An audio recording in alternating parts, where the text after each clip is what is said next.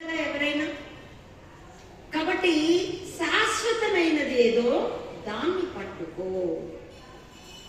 ఇప్పుడు మనం ఏదైనా వస్తువు కొనడానికి షాప్కి వెళ్ళాం, ఏ ఫోనో కొందాం అనుకున్నాం, వాడు ఒక ఫోన్ చూపించి ఇది 1000 రూపాయలండి, 6 నెలలు పనిచేస్తుంది, ఇది 10,000 అండి, 10 ఏళ్ళు పనిచేస్తుంది అంటే మనం ఏమంటాం? అయ్యా 1000 రూపాయలేనైనా 6 నెలలు పనిచేసేది నాకొద్దు, 10 ఏళ్ళు పనిచేసేది నాకు కావాలి అని అంటాం. అంటే ఒక వస్తువు, పాడైపోయే వస్తువు కూడా లాంగ్ డ్యూరేషన్, ఎక్కువ కాలం మన్నిక కలిగితే దాన్ని కోరతాం. అలాంటప్పుడు పగిలిపోయే, చిరిగిపోయే ఈ కుండ, ఈ దేహాన్ని పట్టుకుని ఇది శాశ్వతం అనుకుని, ఇది సుఖంగా ఉండాలి, మంచి ఏసీ ప్యాలెస్ ఉండాలి, ఇది సుఖంగా ఉండాలి, మంచి కొండ బిర్యానీ కావాలి, ఇది సుఖంగా ఉండాలి, పట్టు పరుపు ఉండాలి.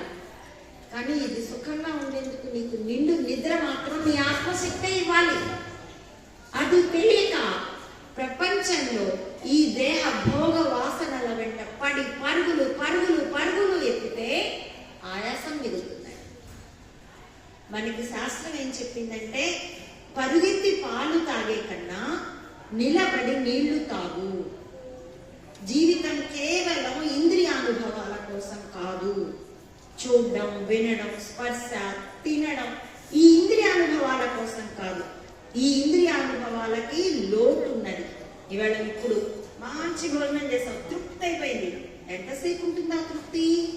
ఒక 6-7 గంటలు ఉంటుంది. మళ్ళీ ఆకలిస్తే బాబాయ్ భూబాయ్ కొనుక్కుంటుందని వెతుకుతాం. అంటే ఆ ఆనందానికి మితులు ఉన్నాయి, పరిమితులు ఉన్నాయి. కాబట్టి అది శాశ్వతం కాదు. ఆ మంచి పంచభక్ష పరమాన్నం తిన్నా నీకు ఆకలి తీరితే కలిగే తృప్తి ఏదో, పచ్చడి మెతుకులు తిన్నా నీకు ఆకలి తీరితే కలిగే తృప్తి అదే.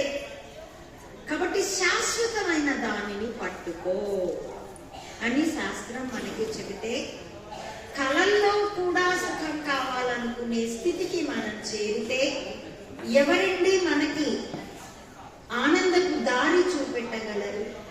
శంకరాచార్యుల వారు. ఇదిగో ఇప్పుడు రాఘవేంద్ర